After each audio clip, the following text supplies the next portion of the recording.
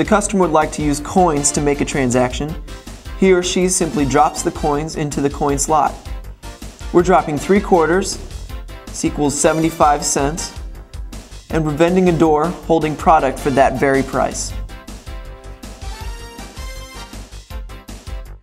The Revolution has a unique ability to give you change back on your card.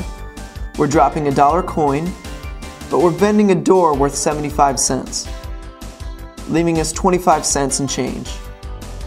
We now swipe our card, and that 25 cents in change is now loaded back onto it. The Revolution also accepts payment in the form of card only.